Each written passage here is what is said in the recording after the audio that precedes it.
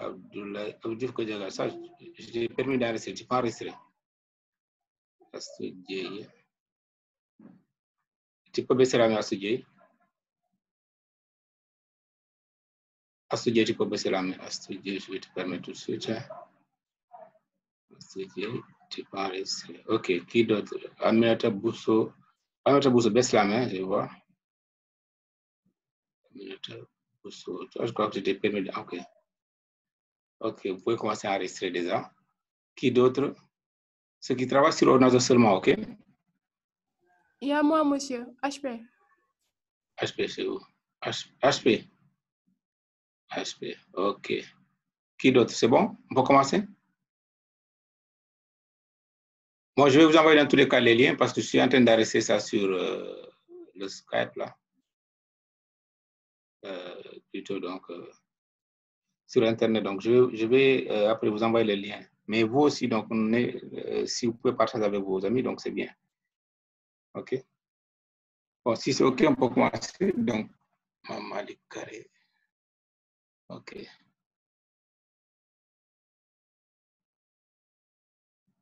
On peut démarrer. Voilà. Pour le support, pour l'instant, je ne vais pas le donner. Je suis en train d'améliorer donc le support de cours. Ça va être un peu différent des années passées. Donc, je suis en train de mieux améliorer ça. À la fin, donc, semaine prochaine, vous aurez donc le support. Donc, pour l'instant, vous aurez que la vidéo donc, à regarder. Donc, je vais vous donner dans le cours, il y a aussi donc, des références que vous pouvez télécharger, vous pouvez chercher sur Internet ou bien acheter des livres que je vais vous montrer tout à l'heure. En attendant, donc, qu'on avance bien. OK? Voilà. Qui va enregistrer encore? Quelqu'un m'a dit, monsieur? Monsieur, c'est moi. Je ne vois pas ce qui. Ton nom, c'est comment? Non, je voulais juste vous dire que concernant l'heure. Oui, oui. Oui, on ne peut pas faire le cours à partir de 16 heures. Ndiaye Junior, c'est ça? Oui. Oui, tu dis? Est-ce qu'on ne peut pas faire le cours à partir de 16 heures? 16 heures? Oui. Ou bien le matin? Exceptionnellement, aujourd'hui, j'ai fait à l'après-midi, mais normalement, c'est le matin. Hein? C'était le matin. Ok. On peut faire le matin. Ok, c'est bon. Parce que j'ai traversé toute la nuit, quoi, c'est pourquoi. Ok, c'est pas grave. Bon, on va démarrer. On va démarrer. Voilà. Alors, donc, ça va être notre premier chapitre donc, pour le cours de béton armé. Alors, il faudrait que je vous montre un peu. Attendez. Je vais vous mettre donc le syllabus, mais après, on va continuer tout de suite. Le syllabus donc, du cours. Syllabus.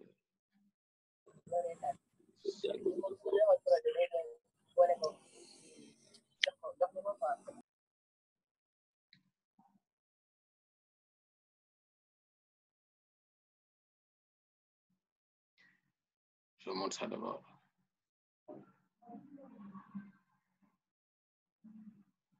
Donc, voici le syllabus du cours, OK? C'est un cours de total 70 heures, donc c'est ça les heures que nous allons faire en classe, OK? 24 heures de cours, qu'on appelle 34 heures de TD et puis 12 heures de TP. OK. Donc, l'objectif, c'est de maîtriser le calcul en flexion d'après le syllabus. Donc, c'est un ancien syllabus que nous allons quand même modifier, donc, OK? Calcul en flexion des sections courantes en béton armé, donc suivant les règles Bayel et Eurocode 2, et puis les normes américaines aussi, ACI. Bon, ça c'est une norme qui maintenant donc n'est plus en vigueur. Je vais vous montrer donc pourquoi. Et tout à l'heure, donc, je vais vous montrer donc ça tout à l'heure pourquoi. Il y a des gens qui arrivent jusqu'à présent. Bon, le programme, donc, on va voir donc les généralités. Donc, moi, donc, ce chapitre-là, donc, généralité, donc, je l'ai appelé donc le matériau. C'est le premier chapitre que nous allons voir. Donc, ça va parler aussi donc de l'historique du béton armé. Et puis, donc, la sécurité structurelle des constructions en béton armé. Donc, pour ce chapitre-là, donc, pour moi, ça sera le chapitre 2. Et le chapitre 2, vous en parlez donc béton, le béton et l'acier, donc les matériaux du béton armé. Moi, je vais le mettre donc ici en même temps. Généralité donc, et matériaux, donc on va le mettre ensemble. OK? Ensuite, donc, il y a un autre chapitre qui va suivre. Hein, donc, ce n'est pas forcément le syllabus qui est là. Ça va être un peu plus dense que le syllabus là. Puisque si on se limite à ça, donc on ne va pas beaucoup faire. Bien sûr qu'à la fin du cours, on finira donc les deux flexions, flexion simple, flexion simple aux usage ultime et aux usage de service. Là, donc, le chapitre là, relatif à l'adhérence, scellement et en grade de recouvrement, ça sera un autre chapitre donc, qui sera réservé uniquement aux armatures, dispositions constructives relatives aux armatures béton armées. OK? Voilà. Donc, voici ce que nous proposons. Donc, il propose. Alors, seulement ce qu'on ne va pas voir dans ce programme, ça va être la flexion composée que je réserve souvent en M1. OK? Donc, c'est en Master 1 qu'on voit ça. Mais dans tous les cas, on verra donc dans la mesure du possible. Hein, donc, si on avance bien, on pourra faire ça. Donc, il n'y a pas de souci. Prérequis, mécanique des structures, donc tout ça, c'est du blabla. Et puis, donc, le cours en deuxième année, donc, mais ça ne nous intéresse pas pour l'instant. Donc, voici le syllabus donc, qui correspond donc, au cours de béton armé pour la licence L3. Moi, je vais donc, si vous voulez prochainement, je vais faire la liste donc, des chapitres et on va comparer donc à ça. Okay? Si vous avez des amendements, donc, on peut toujours donc, réaménager. Voilà, donc je vais fermer ça. Et je vais repartager donc l'écran de départ. Voilà. Non, je vais faire comme ça parce que voilà. Donc, le chapitre là, donc, c'est les propriétés mécaniques des matériaux béton armés, donc, selon l'Eurocode 2. Donc, selon l'Eurocode 2. Donc, en réalité, donc, on va voir que l'Eurocode 2 n'est pas isolé. Donc, il y a d'autres Eurocodes. Donc, c'est pourquoi j'ai mis ici, donc, ici les Eurocodes. OK. On verra que donc, ce n'est pas un nom qui est isolé. Donc, c'est des codes de calcul qui sont codifiés. C'est un ensemble de codes. Donc, on va de Eurocode 0 donc, jusqu'à Eurocode 9. Okay. On va voir donc, la liste pour l'instant après. Donc, le chapitre là, on va parler donc, des propriétés mécaniques du béton. Donc, puisqu'en réalité, donc, le chapitre performance de béton nous a permis de savoir comment obtient-on le béton, la fabrication du ciment, donc les matériaux constitutifs donc, du béton, comment obtient-on donc le béton, la formulation du béton. Et le dernier chapitre, on a vu donc le béton de haute performance. Okay? Mais ici, on va voir donc les propriétés, puisque dans le chapitre, dans le dernier chapitre, on va dire donc le cours de performance de béton, donc on nous a donné des résistances caractéristiques. On nous a dit donc les résistances donc, sur cylindre et sur cube, mais ici on va voir comment on obtient donc ces résultats-là. Okay. Donc on va parler donc de matériaux de béton, puisque béton armé c'est béton et armature. On va parler donc du béton, ensuite on va parler donc d'armature. Peut-être qu'aujourd'hui donc on va voir est-ce qu'on va arriver donc à terminer pour le béton, mais je vais juste vous faire comprendre donc cette première notion, ce premier cours-là.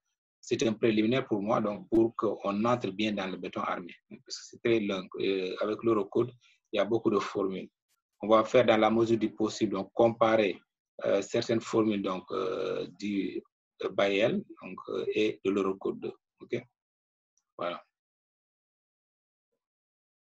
Alors, donc ça, c'est les unités. Donc, après, vous pouvez regarder donc, les géométries, par exemple, la longueur, la surface, le volume, le module de résistance, le module d'inertie et les unités de conversion, donc c'est là. Donc, ce qu'il faut regarder, c'est peut-être les unités de conversion. Parfois, donc, les gens ont des difficultés donc, à convertir rapidement. Vous pouvez baser donc sur ça.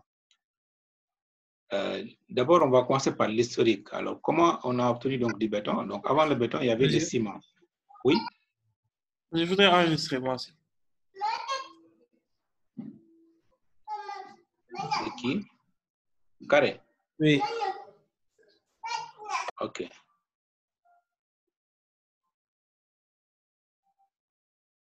C'est tout? Qui doit enregistrer? C'est bon, monsieur. Bon. Voilà. Donc, avant de parler du béton, on va parler donc de l'histoire du béton. L'histoire du béton donc, a commencé par l'invention du ciment. Donc, le ciment, donc, c'est les premiers progrès donc, du ciment furent amorcés par l'anglais John Smithson. Lui, dès 1756, il avait découvert qu'en réalité, donc, les meilleures prises sont obtenues à partir de calcaire et d'argile. En réalité, donc, on obtenait donc, ce qu'on appelle donc, la soie hydraulique. Les gens croyaient qu'à l'époque, c'est la soie hydraulique qui faisait donc, la meilleure prise. Mais il y avait des impuretés donc, dans les carrières où ils extraient donc, cette soie-là, donc le calcaire.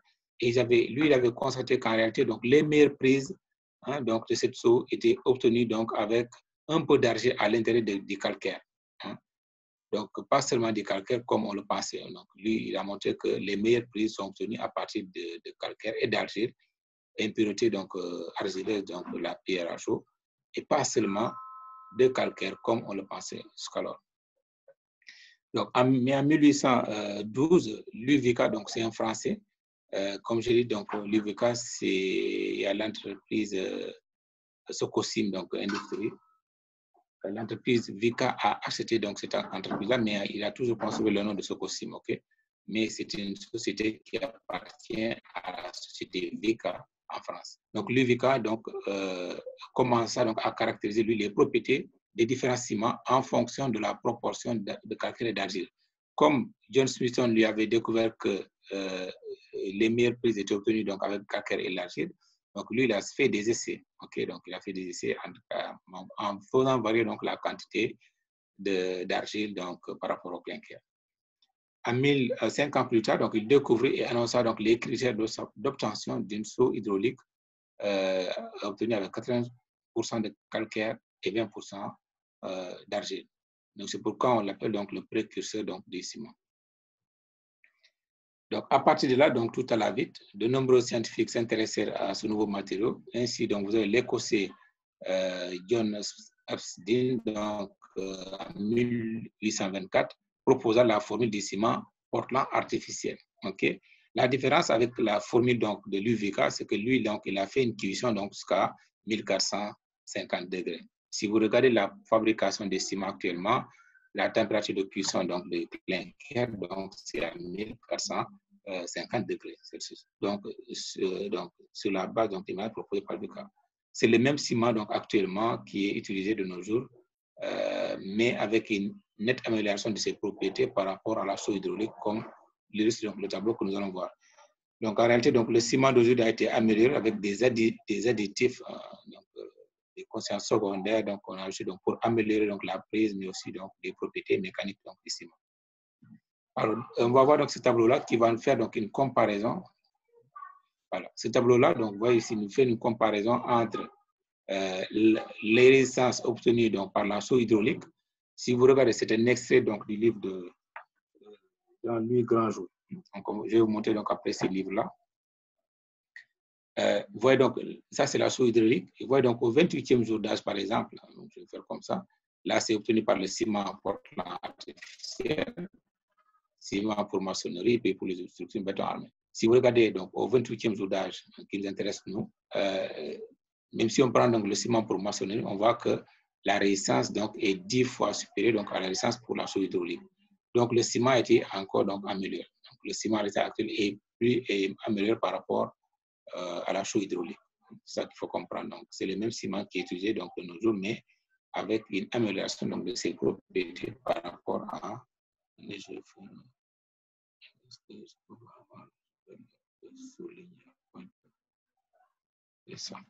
Voilà. Donc, la production, donc à partir de là, donc, la production du ciment fut rendue possible donc 30 ans plus tard, notamment avec des scientifiques comme ça, Desmarle, Augustin Pavin, donc Lafarge. Donc Lafarge aussi, donc il y a une industrie de cimenterie donc, qui porte ce nom-là, et même que Vica aussi en France. Okay? L'histoire du béton donc, est marquée par une succession d'inventions et d'innovations et de brevets. L'invention du béton armé, donc cette partie-là, donc maintenant on a terminé avec le ciment, okay, le ciment. Donc, maintenant, avec les brevets, donc on a créé donc les bétons armés. C'est d'abord Joseph Louis Lambeau qui construisit donc en 1848 une barque. Donc, je crois si vous regardez sur Internet, jusqu'à présent, vous tapez la barque de Joseph Louis Lambeau, vous allez voir. Une barque en fil de fer, donc recouvert de ciment, donc un mortier, on va parler donc de mortier. Donc, il baptisa donc le bateau ciment et qu'il breveta donc en 855. Okay. Ensuite, il y a deux scientifiques qui ont succédé à ça. Donc, il s'agit de Joseph Monnier et de François Cogniet. Hein. Joseph Monnier, donc, lui, c'est un jardinier. Il inventa donc le ciment armé. Donc, il déposa entre, je crois même c'est en 1875, c'est pour le pont. Mais bon, il déposa entre 1867 et 1891 des brevets relatifs à un système à base de fer et de ciment. Okay? Pour fabriquer donc des bacs à fleurs et des tuyaux. Donc, lui, en fait, donc, c'est même l'inventeur du béton armé, hein, puisqu'on va voir que les structures qu'il a proposées ici, donc les tuyaux, donc les réservoirs, sont actuellement donc faits en béton armé. Il déposa aussi en 1873 un brevet pour la construction d'un pont. C'est un petit pont, donc on voit donc la longueur donc, du pont, donc ça fait 13 mètres, c'est moins de 14 mètres, ok, pour une largeur de 4 mètres. Donc ça veut dire qu'il n'y a qu'un seul véhicule donc, qui peut passer. Donc le pont, donc c'est en 1875. On lui attribue donc l'invention donc du béton armé. Mais il y a aussi donc François Cogniet, donc parallèlement donc aussi qui construit en 1852 le premier immeuble en béton coulé avec des fers profilés donc noyés, donc enrobés. Donc lui aussi donc il a fait ça. Ok. En 1867, immeuble en béton aggloméré, donc il a construit donc cet immeuble-là, et breveté donc plutôt par François Henbick. Donc François Henbick donc breveta donc un immeuble en béton aggloméré qui substitue le béton au ciment. Donc lui, après le ciment armé, donc il y a le béton armé donc par François Henbick.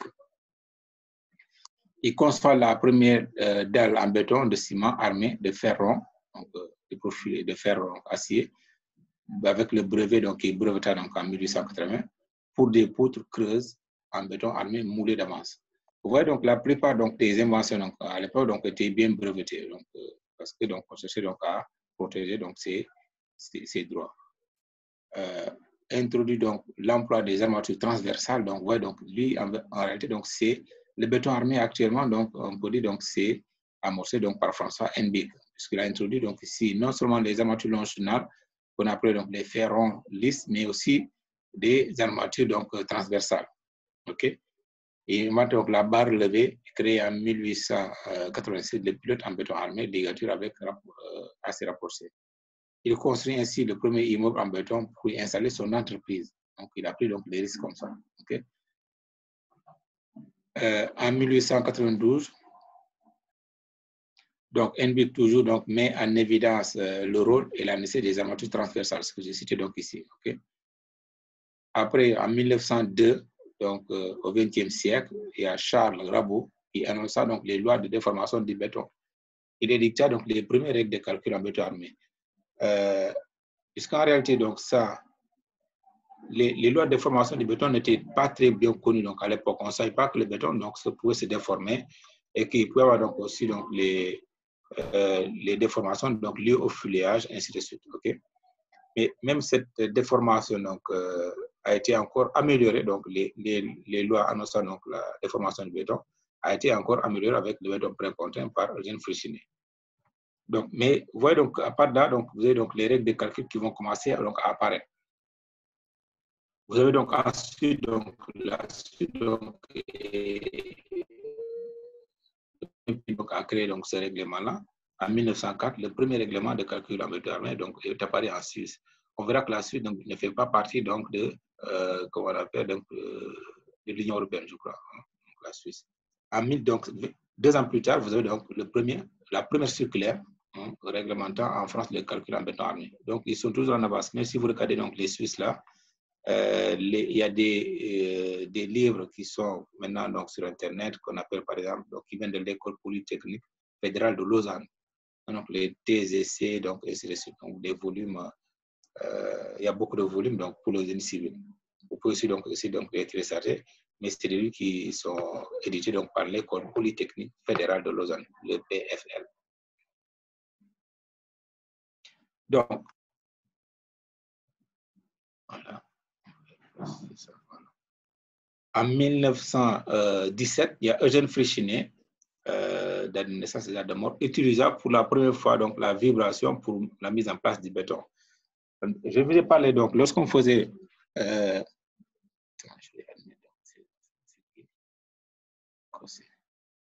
je vous ai parlé, lorsqu'on faisait donc le cours de béton, de performance de béton, que les bétons, pour les bétons qui ne sont pas très plastiques, c'est-à-dire les bétons auto-nivelants ou les bétons auto-plaçants, on est obligé donc de faire la vibration.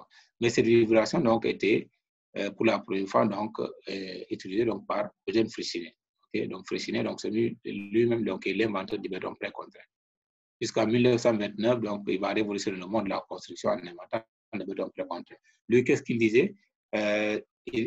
Lorsque, par exemple, donc, une poutre en béton armé donc, est sollicitée en flexion, on a constaté que le béton, la part du béton qui est tendue donc, est très grande. Lui disait que donc, ce béton qui était tendu, donc, puisqu'il ne participait pas à la résistance du béton, donc il était inutile. Donc, l'objectif pour Frichinet, c'était d'augmenter la section de béton comprimé. Et pour cela, donc, il fallait introduire donc, des forces précontrantes dans le béton pour mettre le béton comprimé, puisque la résistance du béton comprimé n'est pas négligeable. Donc, dès 1928, donc, toutes les techniques donc, actuellement utilisées donc, sont connues. Donc, précontraint, donc, vibration du béton, tout ça, c'est connu. À partir de 1945, l'usage du béton armé se généralisa pour la reconstruction d'après la guerre, donc la guerre de 39-45. On utilise beaucoup de béton armé pour faire donc, de l'habitat, donc les constructions à usage d'habitation, de bureaux, et ainsi de suite. Le développement du béton armé fut soutenu donc, par un nouveau règlement édicté. Donc, ouais, donc, à partir de la première circulaire, donc je ne reviens pas en arrière pour que vous compreniez. Donc, en France, il y avait donc la première circulaire donc, qui est là en 1906. Okay? Mais après le développement, la généralisation de la construction, donc, il y a eu nécessité donc, de créer un nouveau règlement qui s'appelle donc, le CCBA 45. Donc, c'est la date de 45 donc, qui est là. C'est le code de calcul des constructions en béton armé, okay? Qui après 2 toilettas, donc il a été donc modifié donc légèrement en 1960, donc le règlement en question s'appelait donc CCBA 60, et en 1968, donc CCBA 68, restant en vigueur dans les années 1980. Donc après 1980, donc il y a un nouveau règlement donc, qui est apparu donc en 81, entrant en application un règlement de type niveau donc, qui introduit donc, par rapport à ces règlements-là, donc le CCBA, la notion d'état limite et de semi-probabilité. Nous allons voir donc après tout ça. Donc l'application des règles BAEL 83 s'impose depuis le 1er janvier donc, 1985. En fait, donc, il y a toujours ce qu'on appelle donc, une période de cohabitation. Vous voyez donc le CCBA, la dernière version, donc c'est en 68. Donc entre 68 et 85, le CCBA a aussi été utilisé. C'est en 1981 que le BAEL donc 91 a été, donc le BAEL 91 a été, les règles BAEL donc 83 ont été donc acceptées. Mais il y avait une période de cohabitation entre le CCBA 68 et les règles BAEL donc 83. Ok. Donc, après 85, donc, on a laissé tomber donc, les règles CCBA et on a travaillé qu'avec les règles BAEL, BAEL 83. Date à laquelle donc, les règles précédentes de CCBA ont été donc, abrogées après une période de coexistence. Donc, il y a toujours la coexistence en 2 normes avant de laisser l'ancienne norme. Donc, l'usage systématique donc, du règlement BAEL 91 a relevé donc, quelques imperfections insuffisantes aussi. Donc, c'est dans le besoin donc, de perfectionnement, puisqu'il y avait donc, le CCBA donc, 45 qui a été légèrement modifié compte tenu donc, des connaissances nouvelles qu'on connaissait donc, du béton. Ça a été modifié en 60, 68, donc ça reste jusqu'en 85 avant de laisser tomber. Le BAEL 83 aussi donc, a subi aussi quelques imperfections suffisantes donc, pour motiver donc, une révision. Donc, il a été aussi donc, révisé donc, en 91, puis en 99. On parle là donc de BAEL 91, puis de BAEL 99.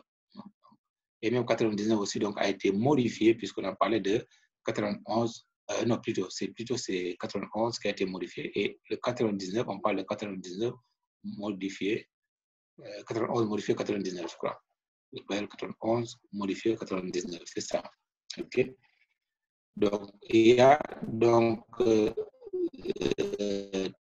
toujours des modifications pour lorsqu'on tient compte donc, des performances donc, des matériaux. Donc, les règles 83 furent légèrement remaniées, hein, donc 91 et 99, avant d'être progressivement aussi donc, être remplacées par l'Eurocode 2. Puisqu'on parle du béton armé ici, donc il n'y a pas que l'Eurocode 2.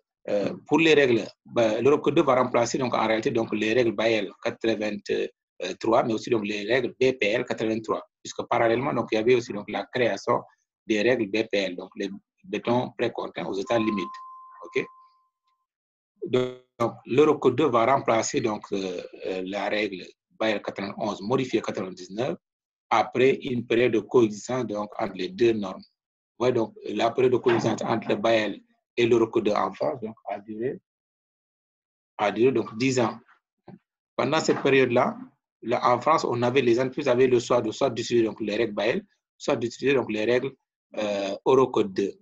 Mais c'est à partir de Eurocode en 2010 que les règles Eurocode sont imposées et les règles BAEL ne peuvent plus utiliser. Donc, donc, ça fait à peu près 20 ans. Donc, on est en 2020. Donc, ça fait 20 ans que les... non, plutôt 10 ans. Je disais que les règles BAEL ne sont plus utilisées. Et nous aussi, donc,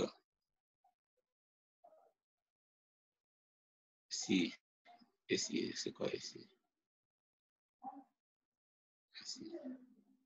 Bon, tu as raté ici. Est-ce que tu ne vas pas prendre les enregistrements des autres là? Sinon, tu vas rater. Hein? Bon, sinon, je vais te... Okay. Voilà. Donc, vous voyez, donc, il y avait une période de cohabitation, donc coexistence entre les deux normes, de 2000 jusqu'à 2010. Et après 2010, donc, on ne parle plus donc, de BAEL en France. Moi, je me souviens, donc, quand j'étais dans un bureau de contrôle en 2014, on travaillait avec l'armée française donc, ici au Sénégal. Et quand on leur disait, donc, parce que dans les offres, il faut leur dire donc, quelles sont les normes qui sont en vigueur. Ils me disent que vous avez travaillé avec le ministère des forces, pas donc de l'armée, des anciens combattants. Donc, vous considérez que quand vous travaillez avec l'armée française, vous travaillez sur le territoire français. Parce que voilà, on travaille donc, qu'on appelle au camp militaire qui est à Ouakam, là. J'ai oublié donc le nom du camp militaire, alors c'est leur camp. Ils ont donné un nouveau nom à ça. Donc, lorsqu'on travaille avec l'armée française ou pour certaines grandes entreprises françaises, il faut travailler avec les Eurocodes. Parce que donc, c'est ça. Donc, voilà. Donc, vous voyez, donc, il y a forcément une cohabitation. Donc, après la cohabitation, donc, on ne parle plus des anciennes règles. C'est pourquoi nous aussi, on a été formés à travailler avec l'Eurocode 2. Et moi, je me souviens, depuis 2014, donc, je dispense donc, à l'UFRSI donc, le cours de béton armé, donc, suivant les règles Eurocode 2. Donc, je l'ai laissé très tôt. Cela dit, donc, parmi vous, donc, il y a certainement certains qui ont quelques notions donc, avec le BAEL, mais on ne va plus travailler avec le BAEL. On fera, donc, dans la mesure du possible, donc, on fera quelques comparaisons entre les règles BAEL et les règles Eurocode 2. Alors, l'évolution donc, des bétons, donc, utilisés dans les règles de construction, les règles de calcul, depuis 1945, donc le premier règlement, donc, on ne considérait que les bétons de classe de résistance en compression inférieure à 40 MPa. Ça veut dire quoi? Ça veut dire que lorsque vous utilisez donc, cette norme-là, donc cette règle de calcul, vous ne pouvez pas utiliser donc, des bétons de résistance supérieure donc, à 40 MPa. Parce que même à l'époque, on n'utilisait pas donc, des bétons donc, qui peuvent produire donc, des résistances supérieures donc, à 40 MPa en compression. En 1991, le BAEL 91 a augmenté donc, cette plage-là. Donc, on est parti, donc la limite supérieure donc, qui était à 40 est devenue donc, à 60. Puis en 1999, donc avec le BAEL 91 modifié 99, qu'on appelle le BAEL 91 révisé 99, c'est ce que vous parlez donc, tout à l'heure ici, donc a poussé donc, cette limite-là jusqu'à 80 MPa. Donc, on dépassait donc, les 60 MPa jusqu'à 80 MPa. Mais l'Eurocode 2 aussi, donc, dernier règlement, donc actuellement en vigueur, a poussé donc, cette limite-là jusqu'à 100 MPa. Si vous vous souvenez, donc, lorsqu'on faisait donc, le cours de béton, performance de béton, donc, il y avait, je vous ai montré, donc, je crois que c'était le chapitre sur la formulation du béton, il y avait un paragraphe où on a montré donc les différentes classes de résistance du béton, donc classe sur cylindre et sur cube. Okay. Donc, cette classe-là, donc c'est pas forcément donc l'ensemble des classes qu'on a pris, mais on a pris donc des résistances qui vont aller donc de 20 MPa jusqu'à 100 MPa sur cylindre. Voilà. Alors il y a aussi donc les nouveaux bétons. Donc les nouveaux bétons, on voit donc ici, bien sûr, donc il y avait donc en même temps les anciens bétons courants qui étaient là, mais à partir des années 80, donc il y a eu l'apparition des nouveaux bétons. Donc parmi lesquels on a donc les bétons de haute performance. Donc je vais parler donc des derniers chapitres donc, sur ça. Les bétons de très haute performance, des bétons fibreux ultra performants. Lors de la dernière décennie, donc depuis 2000, donc de nombreuses innovations ont révolutionné donc, les constructions en béton, parmi lesquelles on a aussi donc les bétons autoplaçants. La particularité des bétons autoplaçants, c'est que vous ne faites pas de la vibration. Donc, vous pouvez pas, le béton donc, peut remplir donc, les moules donc, sans problème, et avec un bon enrobage des armatures. Donc, les résistances mécaniques en compression obtenues classiquement sur les éprouvettes cylindriques normalisées donc, sont de l'ordre pour les bétons fabriqués sur chantier. Rarement, donc, on dépasse les 35 MPa. Même pour les structures en ouvrage, là, donc, rarement on dépasse les 35 MPa donc, pour les bétons fabriqués sur chantier. Pour parfois atteindre donc, les 50 MPa. Mais rarement, donc, moi, j'ai les projets que j'ai eu donc, à faire, rarement, donc, on dépasse donc, les 35 MPa. Il y a aussi donc, les bétons autoplaçants, donc les résistances n'est pas très bien élevée, mais il avait la particularité donc, de pouvoir être bétonné donc, sans vibration, donc en réduction, donc réduit donc, les nuisances sonores sur le chantier. Les BHP, les bétons à haute performance, on avait donc des résistances qui dépassaient donc, les 50 MPa, donc ils atteindre donc, les 80 MPa. Et puis les bétons à très haute performance ou bétons très résistants, on avait donc des résistances supérieures donc, à 80 MPa. Les bétons ultra haute performance, donc on atteignait même les 120 MPa. Avec un dosage donc, de ciment, on pouvait donc 700 kg. Ça, c'est juste un paragraphe donc, du cours que j'ai amené ici donc, pour rappel. Voilà. La particularité de ces bétons-là, c'est qu'on a un rapport E sur C donc, qui est très faible, donc, qui est compris généralement donc, entre 0,15 et 0,20. Alors que pour les bétons courants, donc, le rapport E sur C donc, est voisin de 0,5. Voilà. Donc, ça veut dire que ces bétons-là, on est obligé d'utiliser donc, des adjuvants à l'intérieur donc, pour avoir donc, certaines performances. Voilà. Donc, cela met fin donc, à l'historique du béton. Donc, je rappelle juste un petit rappel. Donc, dans l'histoire, on a parlé donc, des ciments, de l'invention des ciments armés, des ciments, puis du ciment armé. Ensuite, on a vu donc des bétons armés et des bétons précontrés. Bien sûr que je n'ai pas parlé des bétons précontrés, mais l'apparition des règles Bayes donc, et se fait en même temps avec les règles BPL. Okay? Voilà. Donc, ça, c'est le béton armé, et ainsi de suite. Et puis, donc, les bétons courants et les bétons nouveaux. Voilà. Maintenant, donc, on va voir l'introduction aux eurocode, puisqu'on a parlé de cette règle-là. Donc, c'est la règle qu'on va utiliser. Donc, il va falloir donc savoir comment s'y prendre avec cette norme-là. Okay.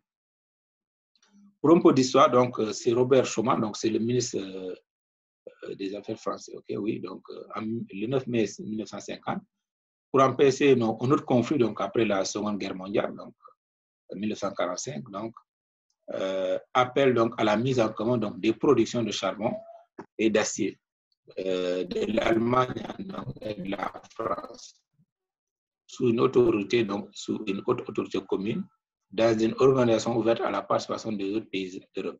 C'est le point de départ donc, du processus d'unification de l'Europe. Dans son discours, donc, il disait, donc ici, donc, moi j'ai fait un extrait donc, de son discours, mais vous pouvez donc toujours taper sur Internet, donc, le discours de Robert Schuman, donc, du 9 mai 1950. Voilà donc ce qu'il a dit là-bas.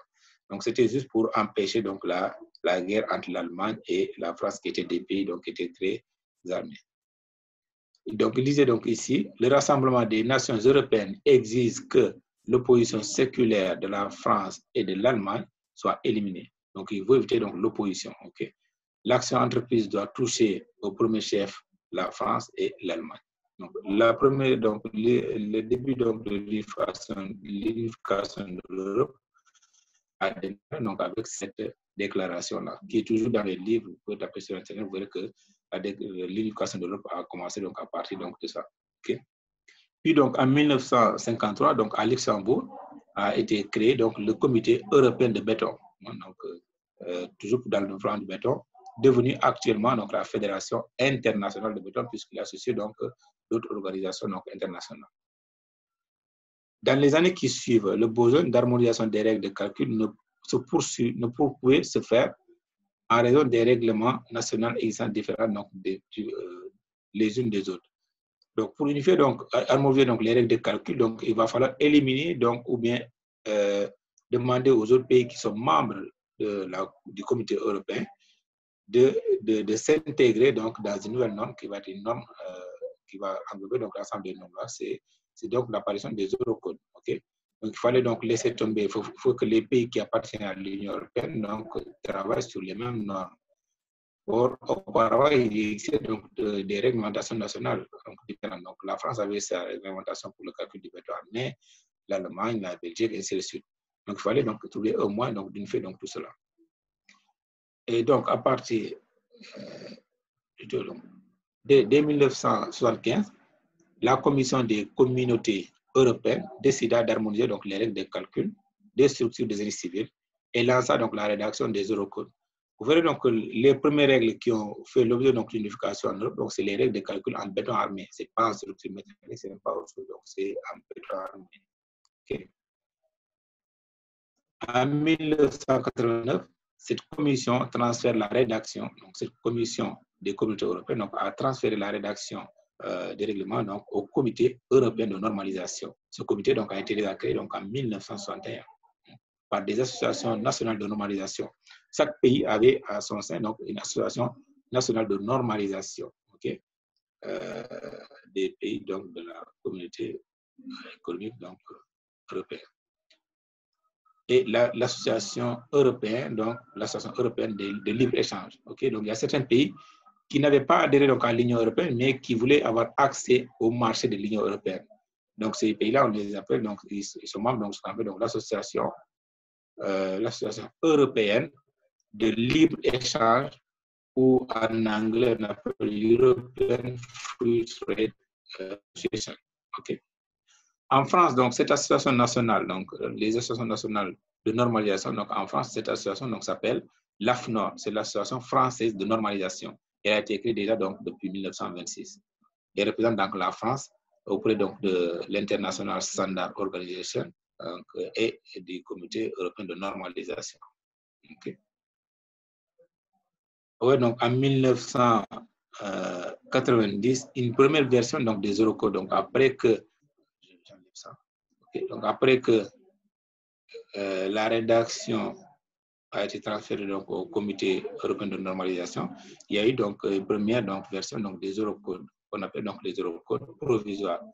C'est désigné sous le nom de ENV. Okay. Ils étaient déjà disponibles donc, en 90. Après, ils ont été améliorés jusqu'en 2000. Ils ont été améliorés jusqu'en 2000, donc c'est en 2000 qu'on a eu donc, les premières normes donc, européennes. En même temps, donc, il y avait parallèlement dans chaque pays la modification des règles. Par exemple, en France, en ce moment, donc, il y avait donc, les règles Baël, puisque les règles Baël donc, ont été modifiées en 91. Il y avait 91, ensuite 91 modifié 99. Donc, parallèlement donc, avec l'apparition des eurocodes donc, qui étaient là, qui n'étaient que provisoires, il y avait donc les règles nationales donc, qui étaient là et qui faisaient donc l'objet d'utilisation. La rédaction d'une norme expérimentale convertie donc, en norme européenne définitive a demandé beaucoup de temps et de discussion et de négociation entre les spécialistes et les États membres. Donc, il fallait donc trouver un moyen donc, de trouver une norme donc, européenne donc, qui va être utilisée dans l'ensemble des pays. Mais cela a pris beaucoup de temps à cause donc, des différences entre les concepts donc, de calcul et d'appréhension scientifique. Donc, au terme de 25 années de parcours, donc l'Eurocode qui avait démarré en 1975, pourquoi? Parce que c'était cette date-là où la Commission des communautés européennes décida d'harmoniser les règles de calcul des structures des génies civils. Donc, jusqu'en 2000, donc, date à laquelle donc, il y avait donc, la première norme Eurocode, pas norme provisoire, puisque la norme provisoire c'était en 90, ok. l'Eurocode a fini par obtenir le statut de norme européenne, dont l'application est devenue obligatoire depuis 2010 en France. Okay. Mais qu'est-ce que nous dit donc l'introduction? Donc, si vous lisez donc l'introduction de ces normes-là, je vais vous montrer donc après une norme, je vais vous présenter une norme. Qu'est-ce que nous disent au niveau donc, de l'introduction? On vous dit le règlement du Comité européen de normalisation impose, parce que c'est le Comité européen de normalisation qui crée donc les règles, okay, entre les États membres. Donc, il impose que les normes européennes adoptées par ses membres, donc les membres qui sont les pays qui sont membres donc, du Comité européen de normalisation, soient transposées en normes nationales au plus tard 6 mois après leur ratification. Donc, autrement dit, depuis l'avènement de 6 mois après, donc en 2011 plus tard, l'Eurocode 2 doit être une norme qui est utilisée donc en France. Mais il y avait donc en France, il y avait donc une période de cohabitation. Donc, il y avait une période de cohabitation entre l'Eurocode et le BAEL, jusqu'en 2010 où le BAEL donc, a été arrêté. Et que les normes nationales en contradiction donc, soient annulées. Ouais, donc, il y avait donc cette possibilité-là lorsque il y avait des normes en contradiction avec les normes européennes, on éliminait donc les normes nationales. C'est pourquoi donc, on a donc, ce que l'Eurocode 2 s'est implanté de façon définitive en 2010. Les Eurocodes constituent un ensemble intégré de normes européennes. Donc, ce n'est pas que l'Eurocode 2, dans les Eurocodes, il y a l'Eurocode 0 jusqu'à l'Eurocode 9. Okay. Donc, l'Eurocode 2 n'est lié qu'aux structures en béton armé ou en béton précontraint. Il constitue donc un ensemble intégré de normes européennes, donc législation, donc c'est devenu une loi, donc une norme, pour la conception, le calcul et le dimensionnement des structures de bâtiments et des génies civils. Donc les Eurocodes, donc si vous voulez faire le dimensionnement, la conception, le calcul donc, des structures de génie civil, vous devez forcément utiliser donc les Eurocodes. Les Eurocodes, c'est un ensemble donc, de codes qui va de Eurocode 0 jusqu'à Eurocode 9.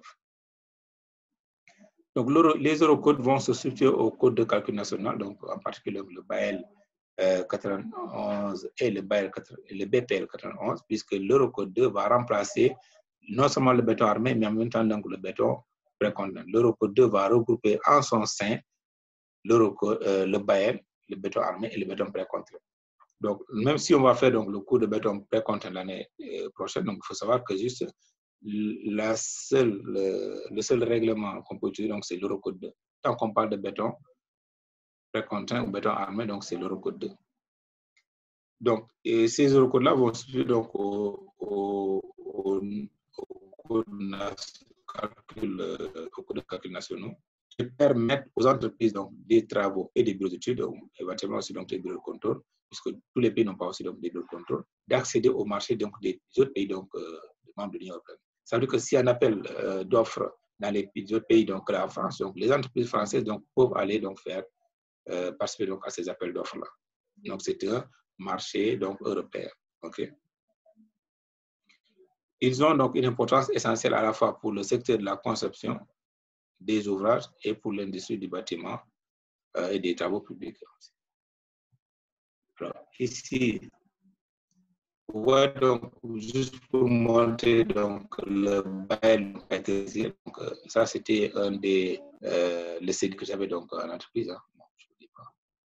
Ouais, donc les règles BAEL, donc c'est les règles BAEL 91. C'est le DTI, donc document technique unifié, donc P18702, c'est la même référencement. Mars 1992, donc les règles BAEL, donc c'est règles techniques de conception et de calcul des ouvrages et construction en béton armé suivant la méthode donc, des états limites. Les états limites, donc c'est EL là, ok. Règle DTI de calcul retiré. Donc il a été retiré donc, depuis 2010, ok. Donc, ouais, donc si on est en 2011, mais ça a été reçu depuis 2010. Okay. Voici donc le type donc, du BAEL. Les étudiants, quand je dis donc, les règles BAEL, donc ils donc les règles BAEL, ils me disent que j'en ai les règles BAEL, mais ils me montrent un livre qui est le livre donc, de Jean Perchat, et je ne sais pas de qui, donc Jean Roux. Donc Jean Roux et Jean Perchat, ils ont fait un livre donc, en BAEL, donc qui est très important aussi que je dispose. Le fichier numérique, vous pouvez aussi donc l'avoir, mais c'est en BAEL. Okay. Mais qui n'est pas forcément les règles BAEL. ils ont fait le béton armé selon les règles Bayer. Mais les règles Bayer, donc voici donc les règles Bayer, voici comment c'est intitulé. On peut l'appeler le règle Bayer 91 révisé 99, ou bien on peut l'appeler le DTI P18, donc tiré 702. Voilà. Dans les cas du ministère donc, des marchés publics, ça s'appelle aussi donc, le fascicule 62, titre premier. Okay. Voilà.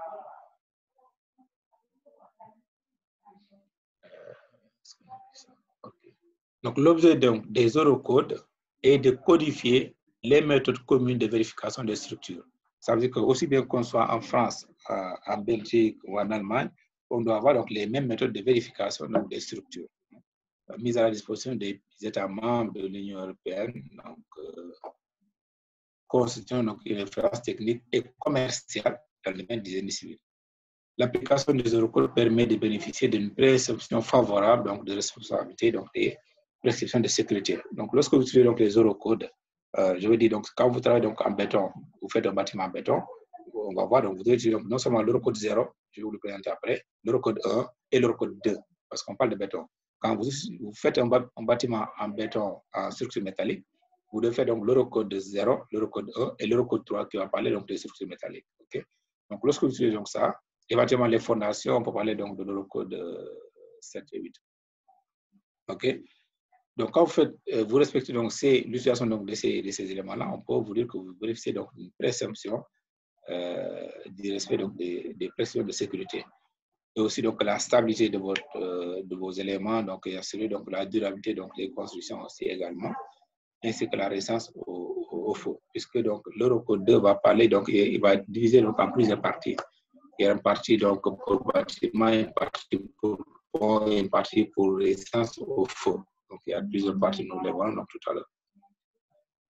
Dans la mesure où ils permettent donc de déterminer les performances des structures ou les éléments structuraux vis-à-vis donc de toutes ces exigences. On verra donc après, je crois donc dans le second chapitre, donc chapitre 2, on va parler donc de résistance, de sécurité structurelle des constructions. On verra donc les exigences de base pour une bonne durabilité donc des structures.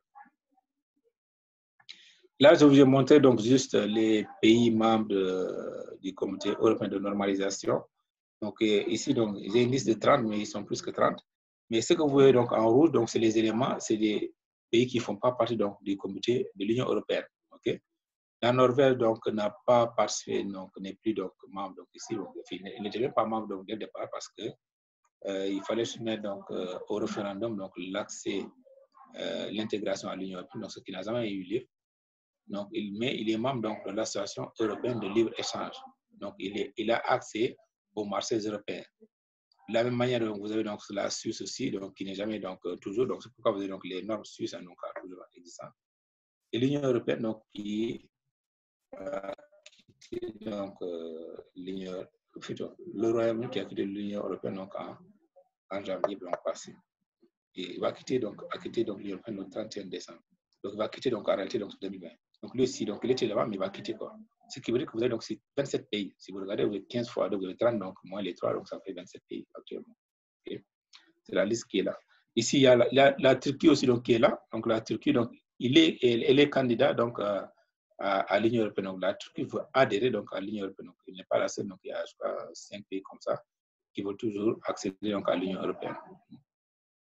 Alors il faut savoir donc toujours donc, cet espace économique européen donc, est différent donc, de l'espace de temps. Il ne faut pas les confondre. Voilà.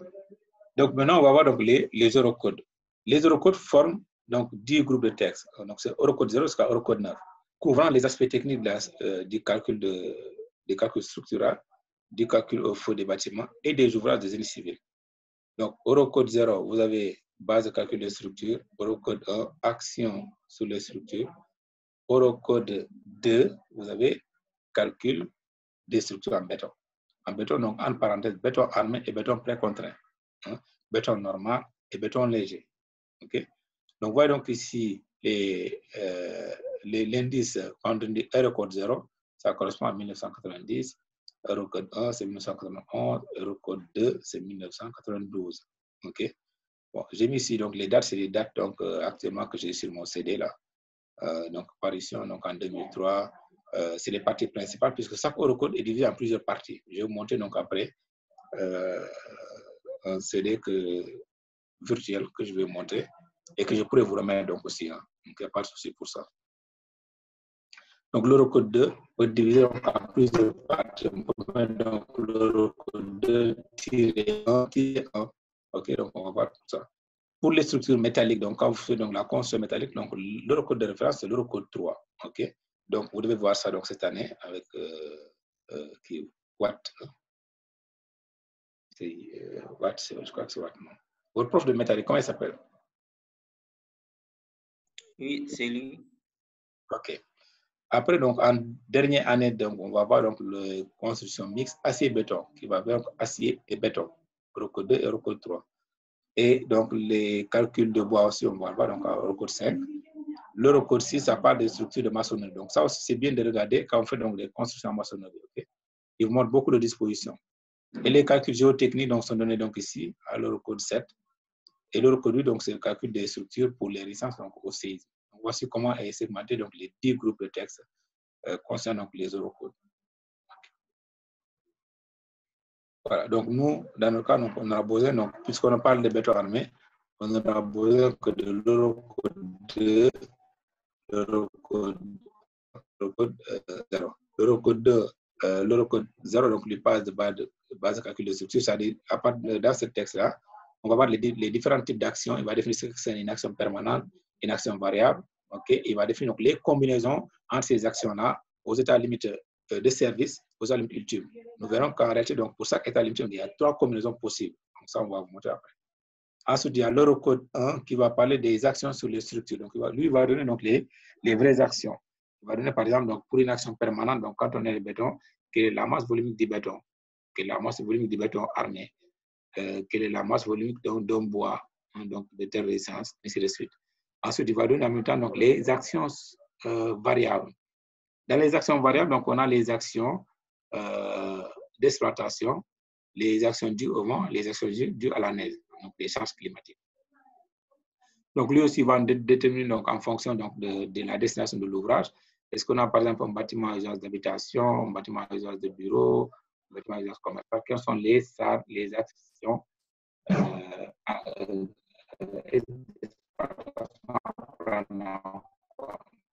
donc, les charges passées par exemple.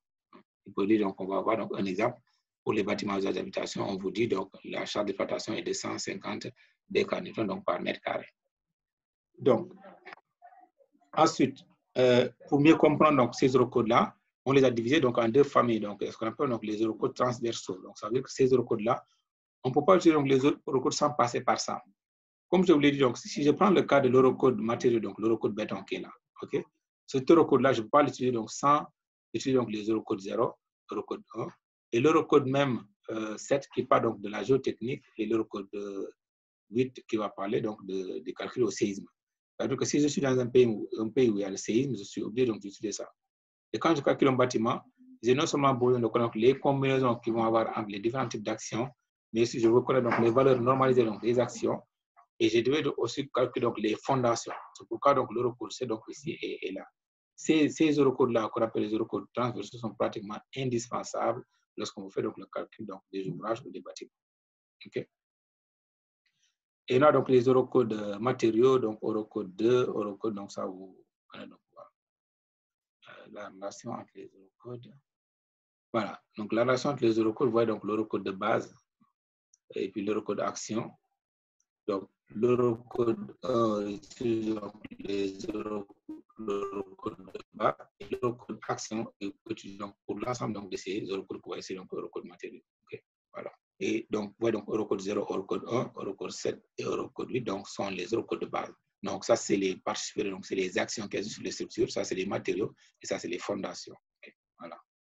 Nous, on va utiliser donc l'Eurocode 2 plus les autres 2 Eurocodes là. L'Eurocode 0, donc, pour expliquer, donc, on parle de sécurité structurale, l'aptitude au service, la durabilité et la résistance, la robustesse donc, des éléments.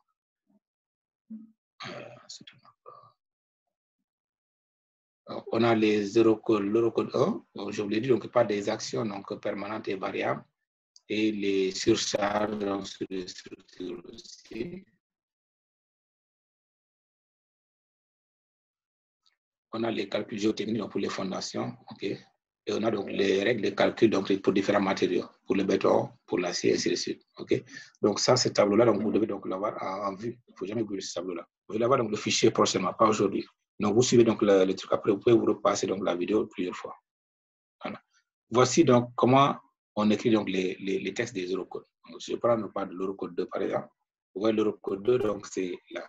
On a écrit norme européenne. Et cette norme européenne a été transposée en norme nationale. Puisqu'on avait dit donc que lorsque les normes européennes existent, les pays membres de l'Union européenne ont 6 mois pour transposer donc cette norme en norme nationale. C'est pourquoi vous avez ici donc la norme européenne est transposée en norme nationale, donc norme française. Donc on a NFEN 1992, donc c'est béton armé, béton préconditionné. Partie 1, donc tiré 1, partie 1.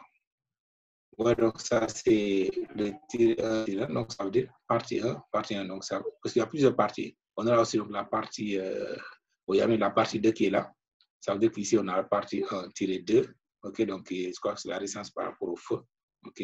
Règle générale et règle pour les bâtiments. Pour les ponts, on utilise donc l'Eurocode 2, mais la partie 2 qui concerne donc les ponts, ok. Ensuite, donc il y a aussi donc l'Eurocode 3, je crois, pour les silos, donc ainsi de suite. Donc voici comment ça se présente donc l'Eurocode. L'année donc est là, l'année d'édition, l'indice de classement, le titre donc est là. Ici, j'ai oublié de vous dire que en réalité donc les Eurocodes, compte tenu du fait que donc les normes nationales donc en contradiction ou en vigueur donc étaient donc sur place devaient être éliminées. Chaque pays avait le droit donc de construire ce qu'on appelle donc l'annexe nationale. Ok. En France donc pour l'Eurocode 2, il y a des annexes nationales donc pour l'Eurocode 2. Donc c'est donc l'annexe nationale à l'Eurocode 2 qui parle donc par exemple donc il y a certaines règles qui sont à l'intérieur de cet Eurocode 2, mais sur lesquelles donc les Français ne sont pas d'accord. Donc ça c'est laissé pour appréciation nationale. Donc la France va créer une annexe nationale pour lui donc les valeurs pour lesquelles il est d'accord. Ça peut être soit les charges d'exploitation, ça peut être soit donc sur certains coefficients qu'on a utilisés pour faire des calculs. Donc voilà. Voilà. Donc ça c'est une présentation donc des normes. L'Eurocode 2. Okay. Voilà, nous on va travailler donc sur l'Eurocode 2 et sur l'annexe nationale. Donc la partie pont, donc ce sera après. Voilà. Comment est structuré donc l'Eurocode 2? Regardez comment l'Eurocode 2 est structuré. Quand vous ouvrez l'Eurocode 2, vous verrez donc c'est toujours la partie 1-1, donc c'est pourquoi c'est écrit 1-1. Donc ça concerne les règles générales et règles pour les bâtiments. L'autre, la partie 2 est réservée au pont. Cet Eurocode-là, donc partie -1-1, donc comporte 12 sections ou chapitres, si on peut l'appeler comme ça. Donc il y a la section 1 donc, qui parle donc de la généralité donc, sur les éléments béton, béton armé, ainsi de suite. La section 2 va calculer donc, des bases de calcul. Donc, quelles sont les bases qu'on va utiliser pour faire le calcul. Ensuite, la section 3, donc, qui fait donc même partie donc, de l'objet de chapitre-là, donc les matériaux. On va parler donc de béton, d'armature, béton armé, d'armature, béton précontraint. Donc, c'est dans cette section-là. Donc, ce n'est pas précisé, mais le matériau, donc, c'est béton, armature, béton armé, armature, béton précontraint. Ou armature précontraint. La section 4, ça va parler donc, de la durabilité et des enrobages. Pourquoi? Parce que la notion d'enrobage est un peu nouveau donc, par rapport donc, à l'ancienne norme, donc, le BAEL. Les enrobages, donc, si ça se calcule, on ne précise pas pour dire que lorsque vous êtes en situation préjudiciable, voici l'enrobage qu'il faut prendre, et ainsi de suite. Donc, l'Eurocode 2 donc, a défini des classes d'exposition. En fonction donc, des classes d'exposition, vous avez donc, les enrobages minimales pour avoir une bonne durabilité. Et les conditions de durabilité aussi donc, pour les structures métalliques, structures métalliques sont définies. Attendez, je ferme.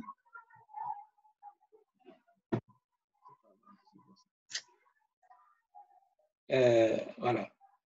Il y a donc la section 5 qui va parler de l'analyse structurelle. Donc, c'est lui qui va définir donc, les portées à prendre en compte en particulier, puisque lorsqu'on va faire le calcul d'input, par exemple, lorsqu'on dit qu'input est porté en 2 appuis comme ça, pour ça, c'est schématique, donc RDM, théorie des inputs, on fait comme ça. Donc, celui qui va nous définir donc, quelle est la portée, donc la valeur de la portée qu'il faut prendre ici, dans cette partie-là. Il va définir donc, beaucoup de conditions aussi pour les arrêtés précontraintes, mais aussi pour l'utilisation du béton aussi. Donc, si je dessine donc, en vraie grandeur, donc comme ça, par exemple, une poutre comme ça. Voilà. Avec l'ancienne norme, donc la portée de calcul, donc c'est entre nu des appuis. Donc, ça va être entre nu, donc à nu intérieur des appuis. OK? Mais avec l'eurocode là, donc défini dans la portée, donc est définie dans la section 5, il dit que la portée à prendre encore pour le calcul, donc c'est cette distance-là qui vient ici. OK? Voilà. Donc, c'est la distance qu'il faut prendre pour faire le calcul, par exemple, des moments, puisqu'on peut calculer le moment d'une poutre qui est uniformément chargée, on dit donc moment est égal à P fois L au carré sur 8.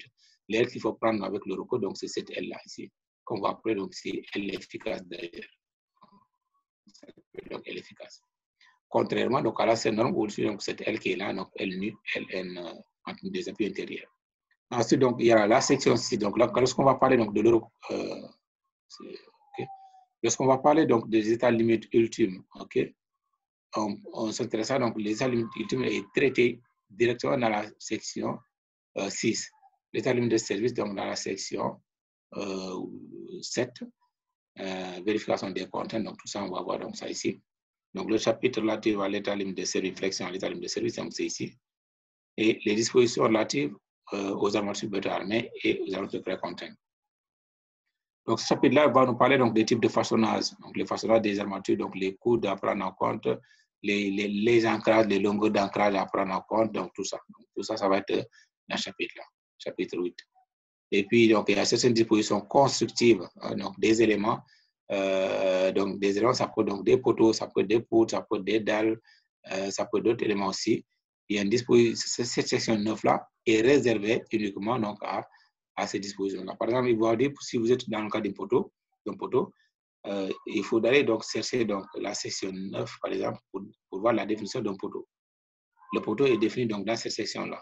Il vous dit, par exemple, un poteau, c'est lorsque donc, la plus petite dimension est supérieure à 15 cm et quand le rapport, donc, la plus grande dimension est supérieure donc, à 4 fois le plus petit, et aussi que la hauteur donc, soit inférieure donc, soit au moins égale à soit 3 fois H ou 4 fois H, je ne sais pas. Okay. Il va vous donner aussi en même temps le ferrage minimum. Le ferrage minimum, ok. Dans cette section-là, par exemple, si on prend le cas d'un poteau, si vous connaissez le ferrage minimum, il faut venir donc à cette section-là.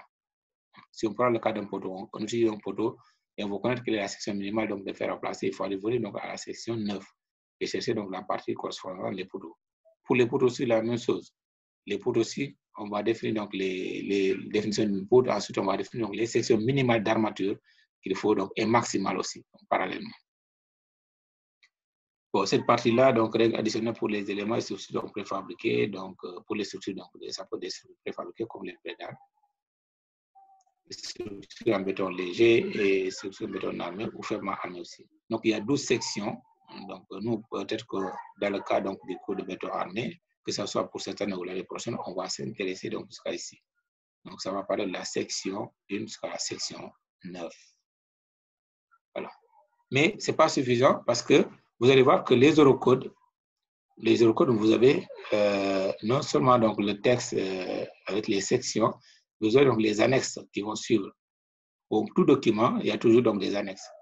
Les annexes ne sont pas aussi donc, à laisser parce que dans les annexes, vous pouvez avoir donc, des précisions de calcul. Si je prends le cas des matières béton, par exemple, donc, le coefficient de fluage, la définition, donc la formule du coefficient de fluage est donnée dans l'annexe, dans une des annexes.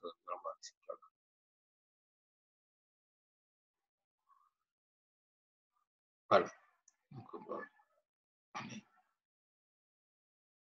Voilà. Donc, les annexes sont là, vous voyez, donc il y a l'annexe A. Les annexes sont identifiées par les lettres que vous voyez donc ici, par les chiffres. Donc, annexe A, on appelle donc c'est une annexe informative, donc qui vous informe, donc ce n'est pas forcément normatif. Il y a des annexes qui sont normatives aussi. Mais ça, c'est une annexe informative. L'annexe B aussi donc, est informative, donc, ouais, donc il y a l'annexe C qui est normative. Et ça, donc, c'est une annexe donc, qui montre quand même les propriétés des armatures compatibles avec l'utilisation de l'Eurocode 2, du présent Eurocode. Donc, les armatures béton armées, donc, on verra donc ici la définition donc, des classes d'armature. Comme on a vu donc, avec le cours de performance de béton, les classes de résistance donc, du béton. Ici, on verra aussi donc, les classes de résistance, donc, L'annexe D, méthode de calcul des pertes de précomptant. Donc, ça, c'est pour le cours de précomptant. Donc, arbitrant précomptant, on verra l'année prochaine. L'annexe E va nous parler donc des classes indicatives de résistance pour une bonne durabilité. Ça, lorsqu'on va attaquer le chapitre 2 relatif à la durabilité et la sécurité structurelle des constructions, on fera appel donc à beaucoup de tableaux qui sont à l'intérieur de cette annexe-là. OK. L'annexe F, expression pour le calcul des aventures tendues, une situation de contre-plan. L'interaction sol-structure aussi, donc effet globaux du second ordre. On pourra avoir besoin de ça donc, dans le calcul donc, des poteaux, on verra après. Analyse des planchers dalles. Donc, pour les planchers dalles, puisque la plupart des planchers, c'est des planchers avec poutres, mais pour avoir des planchers dalles. Si vous voulez faire un bâtiment avec plancher dalles, il faut venir donc, ici au niveau de cette annexe I. Et puis, disposition construite pour les cas particuliers aussi, vous voyez donc ici au niveau de l'annexe 10. À côté donc, de ça, donc, tout ça, ça fait partie de l'Eurocode 2. Donc, l'Eurocode 2, c'est les 12 sections-là, plus les annexes qui vont de A jusqu'à J. Mais à côté de ça, donc, comme je dis, donc, il y a toujours une annexe nationale. Donc, il y a l'annexe nationale et les amendements. Les amendements, c'est quand l'Eurocode a été créé. Donc, il y a eu donc, quelques amendements sur quelques paramètres. On fait un amendement, donc, on crée un autre texte qu'on appelle donc Eurocode 2, amendement, comme on appelle ici, donc c'est annexe nationale. Donc, OK. Donc, l'Eurocode 2, il n'est pas seul, il n'est pas tout seul. L'Eurocode 2 est à prendre en compte avec les sections, les annexes et les annexes nationales et les amendements s'il y en a. Okay. Voilà. Donc, si vous lisez l'Eurocode, il ne faut pas vous limiter uniquement au corps simple de l'Eurocode 2. Parce qu'il y a certains paramètres qui sont dans l'Eurocode 2, mais qui ne sont pas forcément applicables en France. Donc, pour cela, pour savoir s'ils sont applicables en France, il faut aller donc voir donc, les mêmes niveaux donc, de clauses, vous voyez sur les mêmes niveaux donc, ici, dans l'annexe nationale donc, française ou dans l'annexe nationale belge, vous voyez sur les paramètres, donc ils prennent donc, pour faire les calculs. Voilà. Donc, si vous soumettez à un marché donc, belge, il faut tout de suite l'Eurocode de base avec l'annexe nationale belge. La partie 2, comme on a vu donc ici, la partie 1, donc c'est règle générale et règle pour le bâtiment. La partie 2, donc c'est règle générale, calcul du comportement au feu. Donc il va parler donc, du comportement au feu. Cette annexe-là aussi a une annexe nationale qu'on appelle annexe nationale à la NFEN, Eurocode 2-1-2. La partie 2, ça concerne donc, les ponts en béton et la partie 3, ça concerne les silos et les réservoirs. Donc voici en quelque sorte donc, le regroupement, donc le Eurocode 2. L'Eurocode 2 est divisé donc, en 3 parties et il y a beaucoup donc, en 3 parties, donc partie 1 et partie 2, donc, mais il y a beaucoup de chapitres. OK. Voilà. Donc, j'espère que c'est clair maintenant pour l'Eurocode 2. Donc, je récapitule juste que l'Eurocode 2, donc les Eurocodes, donc on a les Eurocodes 0 jusqu'à l'Eurocode 9, matériaux, donc aluminium. Bon, ça, on n'en aura pas besoin, maçonnerie ici, donc on ne va pas l'utiliser. Mais au cours de votre cursus, donc, à l'UFR-SI, vous allez voir donc, ces Eurocodes-là. Donc, de 0 jusqu'à 5 et 7. Ce n'est pas donc s'il y a un prof qui vous fait donc, les cours dynamique de structure, peut-être, je ne sais pas, donc, des fondations.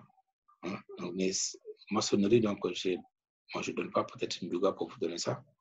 Aluminium, donc ça, je n'ai jamais fait aussi. Construction des structures en aluminium, donc c'est très rare. Mais au Canada, donc, il y a des bâtiments qui sont entièrement construits, par exemple, en structure aluminium. Voilà. Au cours de votre processus, donc, à l'UFRC, donc, vous allez voir au moins donc, ces Eurocodes-là. Et ça peut vous servir, donc, on ne sait jamais. Parce que même si vous allez donc en France, si vous travaillez qu'avec les Eurocodes 2, forcément, vous allez avoir des problèmes. Et nous, on a l'habitude au Sénégal, c'est qu'on n'a pas une bonne organisation qui nous permet de faire une cohabitation, une période de cohabitation avec les normes et puis donc à un certain moment donc arrêter donc certaines normes. Si c'est le cas, donc ça veut dire que le bail donc aurait été donc supprimé donc des règles de calcul ou de réalisation ou de conception donc des ouvrages des génie civil et de bâtiments au Sénégal. Mais on a parce qu'on n'a pas donc un organisme qui s'occupe donc de ça. Et les anciens, ceux qui ont déjà une formation sur les bails, donc ont énormément de difficultés donc, pour adopter donc, les règles Eurocode. Ils disent souvent c'est compliqué, c'est trop long, et ainsi de suite. Mais il faut faire une formation. Nous, on a été formés donc, à la PAV depuis 2007, 2008, 2010. On faisait que la formation, donc les séminaires que nous faisions, donc, Aristide du Sénégal, c'était principalement donc pour maîtriser donc un peu donc les eurocodes. Donc c'est fondamental donc ça. On va bientôt. Alors donc pour le cas de ce cours-là, on ne va pas entrer dans les calculs, mais je montre donc les référencements, donc les références normatives qui sont indispensables à connaître. Tout ça, c'est le béton, parce qu'on a parlé donc NF1 206, norme française pour le ciment, pour l'eau, pour les granulats, donc on a vu ça, pour granulats pour mortier, les adjuvants, donc de 2 jusqu'à 6, ok? Les armatures de béton armées, donc voilà, donc cette norme-là va s'ajouter à l'annexe nationale, donc C, qui est relative aux armatures de béton armées. L'annexe nationale C, on l'a défini donc ici, donc ça est là. Ça est là. Donc, propriété des armatures, donc béton armé ou béton précompté, utilisable avec l'Eurocode 2. Donc, non seulement pour les armatures en béton armé, on va utiliser donc cette norme-là, mais aussi donc cette norme qui est là. Okay? On va avoir même le paramétrage dans robot, donc quand on va faire le calcul des structures avec robot. Il y a aussi donc la norme Eurocode 2, partie 1-1, donc relative au bâtiment. C'est une annexe nationale annexe. Donc, c'est la même chose. Donc, c'est la même chose que ça, mais il y a ici donc l'annexe nationale. OK? Pour les bâtiments, alors pourquoi j'ai mis ici 2000? Pour les bâtiments, donc là, je me suis trompé, donc ça, il ne faut pas le regarder. Il y a aussi donc la norme pour la mise en œuvre des bétons. Donc, les bétons, lorsque vous faites donc la formulation du béton, vous faites le malaxage. Comment mettre le béton, donc vibration, tout ça, donc c'est défini par cette norme-là. OK? Il y a l'ancienne norme donc, qui était là aussi, donc, toujours pour la mise en œuvre du béton. Il y a d'autres fichiers aussi, donc vous pouvez télécharger, donc ce n'est pas forcément des références normatives, mais c'est des livres. Ça veut dire que quand vous avez un livre de Jean Perchat ou de S. Milton, donc, et qu'il y a une contradiction entre ce qui est écrit ici et ce qui est écrit dans les normes, vous prenez donc ce qui est écrit dans les normes. Okay? C'est pourquoi je vous fais donc ce signal pour montrer que ce n'est pas, ces éléments que vous voyez, ce n'est pas des normes. Les livres ne sont pas des normes. Okay? Il ne faut pas confondre donc, les livres et les normes. Voilà. Donc, pour faire carrière donc, dans le domaine donc, de l'Eurocode 2, que ce soit en béton armé ou en béton précontraint, donc je vous donne donc, ces références-là. En même temps, donc, je vous donne donc, les couvertures pour que vous puissiez donc, facilement donc, les retrouver. Quand vous allez donc si vous allez donc à la librairie 80, donc ils vendent ces livres-là. Moi, ces 3 livres-là, je les ai déjà. Je crois que je les ai achetés en France. Je crois que tout est acheté en France. Mais il y a des livres que j'ai achetés donc ici à la librairie 80. C'est au niveau de Stèle-Mermoz, près de la station Elton en allant vers Ouakam. Ils sont juste à droite là-bas. Bon, ils ont aussi un site en ville, à Dakar. Mais je crois que le site qui est à Ouakam donc, est plus grand. La bibliothèque est plus grande. Voilà, il y a aussi donc cet auteur-là. Donc, je l'ai beaucoup cité donc, dans ce document-là, c'est pourquoi je vous le mets. Il y a Henri Tognier, donc Henri Tognier est là. Il y a Jean Perchat, hein. Il y a Damien Ricotier, ok. Ensuite, donc, il y a Jean-Louis Grandjour, donc, qui est là. Donc, c'est lui-même qui est là aussi, donc, ok. Il y a Yannick Schaeffer aussi, donc, qui travaille dans le béton. Toujours Henri Tognier, donc, qui est là. Projet de béton armé. Donc, projet de béton armé. Donc, c'est un livre très important. Il y a beaucoup d'exercices ici, trop d'exercices même. Bon, lui, c'est calculé, parfois c'est un peu compliqué, mais c'est mieux de l'avoir. Ce fichier-là, vous pouvez le télécharger sur Internet, ça. Vous tapez donc aide-mémoire des ouvrages en béton armé, de Pierre Guémon. C'est un fichier PDF. Les autres livres, je n'ai pas encore reçu le fichier PDF, mais ça, vous pouvez déjà l'avoir, c'est très bon. Vous voyez donc, il n'y a pas de règle générale, donc calcul des poteaux, poutres, dalles, planchers dalles, comportement faux, fondation, etc. Donc, il y a beaucoup de renseignements donc, à tirer ici. Ça pourrait vous aider donc, pour la suite, pour une bonne compréhension. Et si jamais donc, il y a des contradictions, donc signalez-moi. Et comme je dis, moi, je travaille donc, sur l'Eurocode de base. Okay. Ça, c'est Jean-Marie Payet aussi, donc des auteurs de béton. Donc, vous devez les connaître forcément. Il ne faut pas se limiter à dire que je connais que Henri Tognier, on n'a pas d'Henri, donc vous devez connaître les auteurs de béton. Donc, Jean Perchat, Damien Ricotier, Henri Tognier, Jean-Marie Payet, Jean Roux, tout ça. OK? Donc, ouais, donc, Jean Roux. Donc, ça, c'est Jean Roux. Oui, il est là. Jean Roux, il est là. Celui qui est là aussi, donc, il a créé 2 livres, Pratique de l'Eurocode et Maîtrise de l'Eurocode. Là aussi, il y a des fichiers qui sont disponibles sur Internet. C'est pas donc, il y a beaucoup de renseignements là-bas. Et ça, c'est pour le code américain, donc c'est Québec. Oui, donc c'est Québec. Oui. Vous voyez, donc Omar Shalal. Donc ce fichier-là aussi, donc j'ai découvert donc, sur Internet. Vous pouvez aussi donc, le télécharger. Ouais. Vous pouvez avoir beaucoup de documentation. Il ne faut pas se limiter à ce que votre prof vous donne. Moi, je ne suis jamais d'accord avec les étudiants sur ça. Il faut faire donc des recherches donc, toujours. C'est pourquoi je vous donne ces références-là. Et ne venez pas me dire, par exemple, qu'on n'a pas vu ça, on n'a pas vu ça. On ne peut pas tout voir. Mais franchement, donc, renseignez-vous donc, à partir donc, des références que je vous donne. Comme ça, vous allez avoir beaucoup de documents. Et si vous n'en avez pas, donc, il faut toujours me demander. J'ai vu tel livre, je ne peux même pas avoir accès. Si ça dispose, donc, je vous l'enverrai. Voilà. Voilà, donc on a beaucoup parlé. Bon, on va juste parler un peu du béton et puis on va s'arrêter. Le principe du béton armé. Le béton est un matériau obtenu donc, en mélangeant en proportion convenable du béton, des ciments, des granulats, l'eau, éventuellement des adjuvants. Donc ça, nous savons. Le mélange donc, obtenu donc, ici donc, fait prise puis durci. Contrairement à ce que les gens pensent, le béton cherche. Donc, il ne faut pas chercher le béton. Il ne faut pas bétonner et laisser le béton comme ça à l'air libre. Donc, au jeune âge, c'est même interdit. Lorsque vous bétonnez, donc 2 heures de temps après, vous devez procéder à la cure, c'est-à-dire à l'arrosage. Parce que le béton, à ce moment-là, il a besoin de l'eau. Il n'a pas besoin du soleil ou du vent. Okay? Donc, le béton ne sèche pas, mais il durcit. Donc, il y a un développement donc, de la résistance du béton. Donc, ce durcissement s'accompagne donc de l'accroissement de ces résistances à la compression et aussi à la traction. Même si nous verrons que la résistance à la traction est très faible. Okay?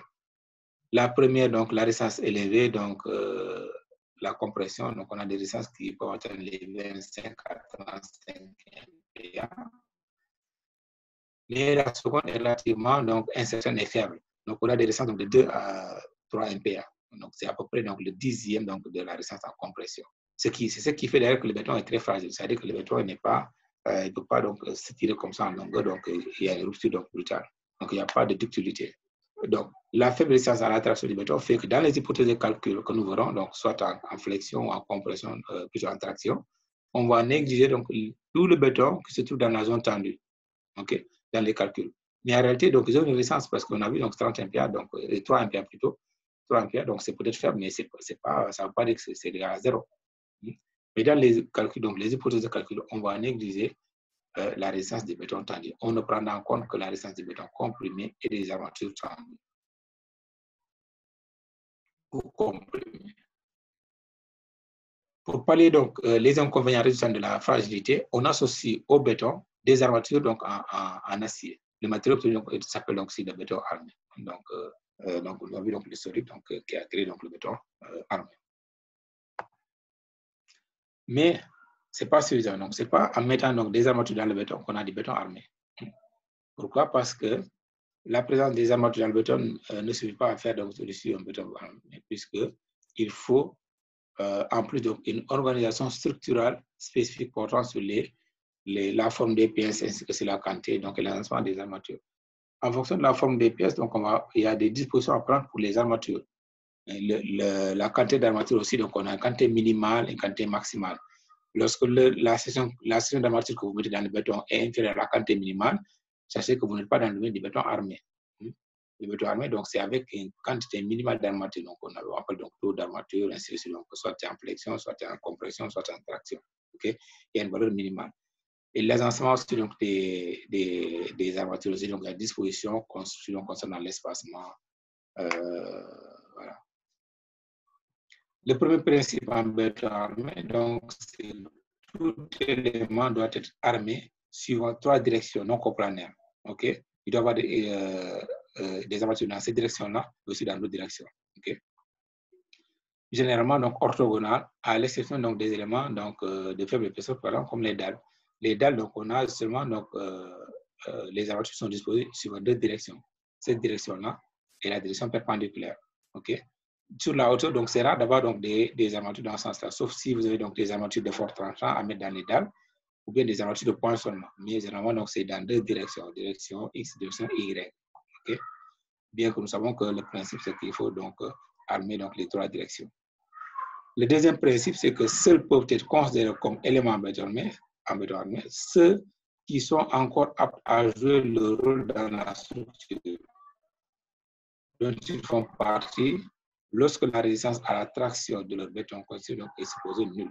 Okay? Donc, lorsque la résistance à la traction est nulle, donc il faut que l'élément béton aussi donc, puisse supporter donc, les sollicitations. Quels sont les avantages du béton armé? Donc, d'après vous, on va arrêter donc là, avantages et inconvénients, on va s'arrêter là. Ce que les affaires de béton, quels sont les avantages du béton armé?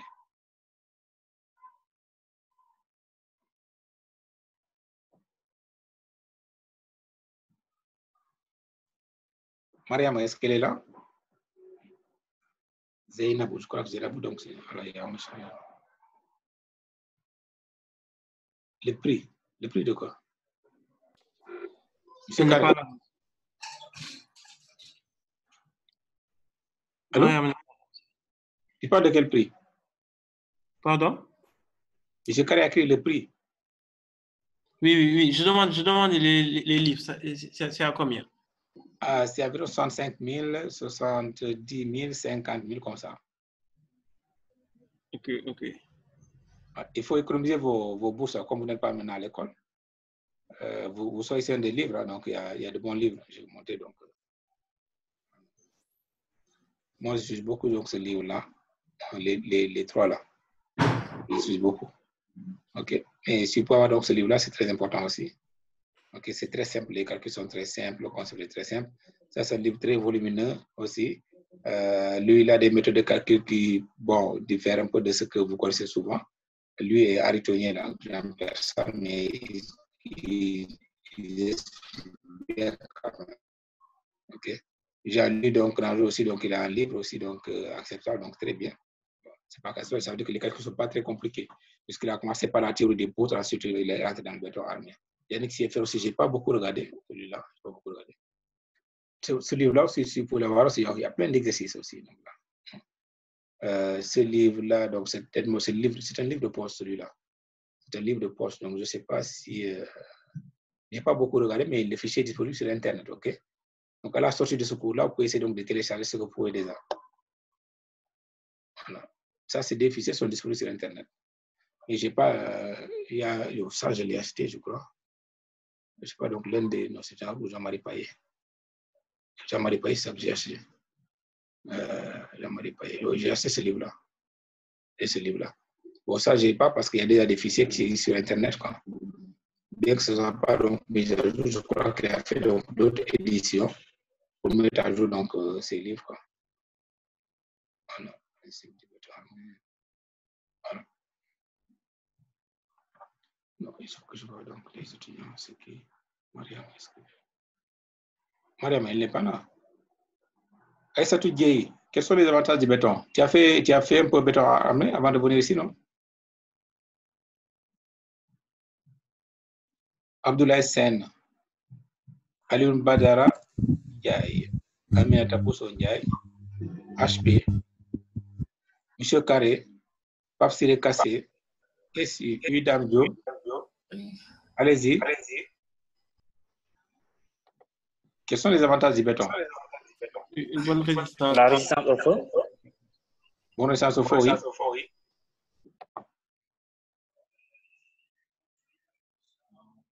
D'autres?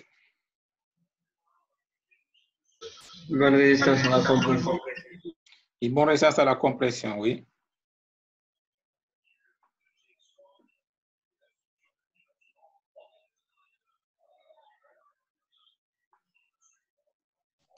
D'autres? Monsieur, Oui. une bonne résistance à la fois à la compression et à la traction aussi. Oui, il n'a pas une bonne résistance à la traction, mais il a une bonne résistance à la compression. Non, béton armé ou bien? Béton armé ou béton, c'est la même chose. Ah. Le béton armé, donc s'il est résistant à la traction, c'est que c'est les armatures qui prennent donc les sollicitations, ce n'est pas le béton. Bon, je vais essayer de vous lisser ça donc ici. Parce que donc on va essayer donc de lire pour mieux comprendre. Donc, les avantages, donc, vous avez, avec le béton armé, donc, vous pouvez faire donc, des formes que vous voulez, type de coffrage. Vous avez donc le choix. On peut faire donc, des coffrages circulaires. Donc, ça tout dépend de la forme géométrique que vous avez. Donc, c'est facile donc, de faire donc, des bétons avec ça. Forme de coffrage, donc diverses et variables. Le monolithisme donc, des structures, donc une fois le béton coulé, donc ça devient un bloc. Okay. Ça ne devient pas malaxable comme ça, ça devient une structure, donc un bloc. Il a une bonne durabilité, donc le béton peut durer donc, longtemps. Il peut traverser donc, des siècles, donc, avec des sollicitations diverses comme ça. Oui, donc, OK. Une bonne résistance au feu, donc lorsque le béton brûle, donc par exemple, lorsqu'il y a un incendie dans le bâtiment, généralement, donc, les biens à l'intérieur peuvent brûler, donc sans que la structure s'écroule. OK. Le béton se pourrissait donc au choc. Donc, si un véhicule donc, tape sur un bâtiment, donc le mur, ça peut céder, mais le poteau, donc rarement, donc ça cède. Ça peut se déformer, donc avant de céder, donc c'est seulement donc, les éléments qui viennent faire le choc donc, sur ces structures en béton qui encaissent. Les chocs sont considérés comme des situations accidentelles. Il a une bonne isolation thermique aussi et acoustique, okay, par rapport à d'autres matériaux.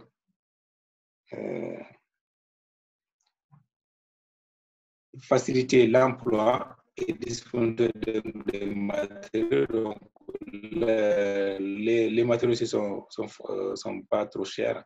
Le béton, par rapport aux autres matériaux donc, industriels comme l'acier, comme ça. Pour coûter donc les granulats, donc le ciment. Bon, le coût du ciment aussi, donc c'est pas aussi donné, bien sûr que ça varie. L'absence d'assemblage, donc avec le béton, on peut s'abstenir donc des assemblages, on peut couler donc les éléments d'un seul coup.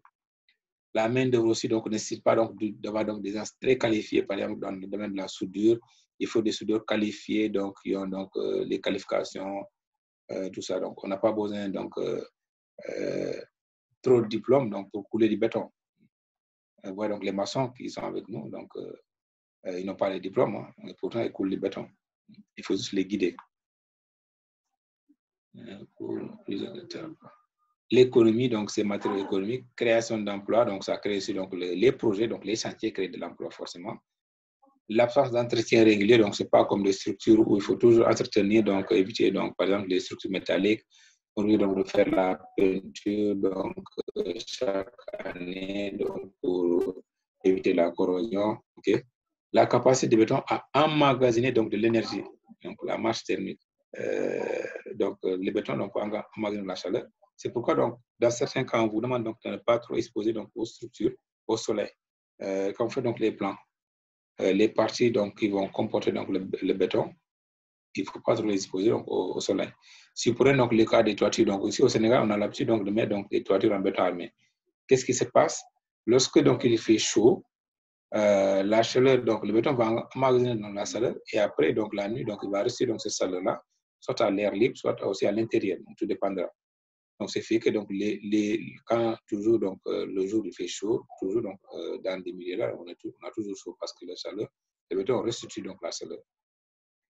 Le béton est recyclable. Donc, lorsque vous cassez un béton, on peut toujours recycler donc, les granulats qui sont à l'intérieur. Donc, les aciers aussi, vous pouvez donc les prendre et aller les amener donc, aux industries donc, de fabrication d'acier. C'est pourquoi vous voyez donc, les ferrailles là, donc, au Sénégal, donc, quand on démolit un bâtiment, il y a toujours des gens qui sont là à ramasser donc, les fers pour amener donc, dans les industries donc, et les vendre là-bas.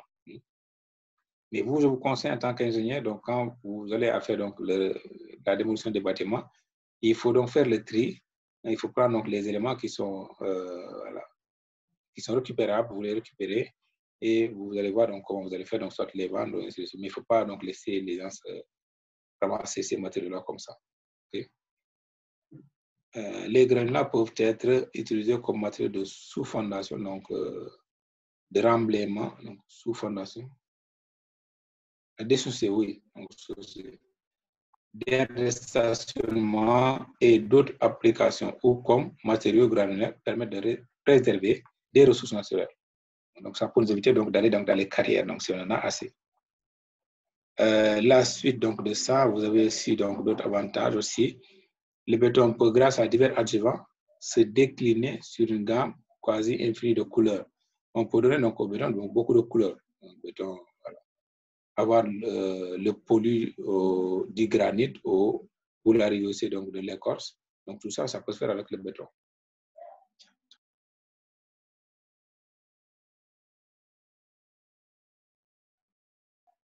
Voilà. Donc les matériaux, c'est un matériau vraiment inerte. Le béton n'augmente pas la pollution de l'air ambiant, ne dégage pas d'odeur ni composés organiques volatiles. Avec lui, donc, pas de phénomène de condensation qui facilite le développement donc, des micro-organismes. Donc, le béton aussi, donc, c'est une barrière contre la termite. Donc, dans les endroits donc, où il y a la termite, donc, vous pouvez couler donc, le béton là-bas. Donc, c'est une première barrière, mais ce n'est pas forcément parce que les termites aussi, c'est autre chose aussi. Donc, c'est des insectes. Parfois, ils peuvent sortir, donc ils peuvent créer des nids n'importe où. C'est très compliqué avec les termites. Il peut y avoir donc des produits anti-termites. Il faut toujours demander, donc, lorsque vous faites donc, des fondations, si vous êtes dans une zone où il y a des termites, il faut demander des produits qui peuvent donc, tuer donc, ces termites-là, les mettre avant de mettre le béton. Le béton ne consomme pas beaucoup d'énergie pour la fabrication. C'est vrai qu'il y a l'utilisation d'une bétonnière, donc dans les cas normaux, on peut dire une bétonnière, qui va tuer donc un peu d'énergie. Dans certaines situations, donc on peut même éviter l'utilisation des bétonnières. Donc, les gens peuvent le faire à la main.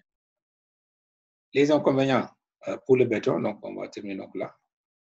Vous avez donc le poids, donc le béton, c'est un matériau donc à poids volumique très élevé.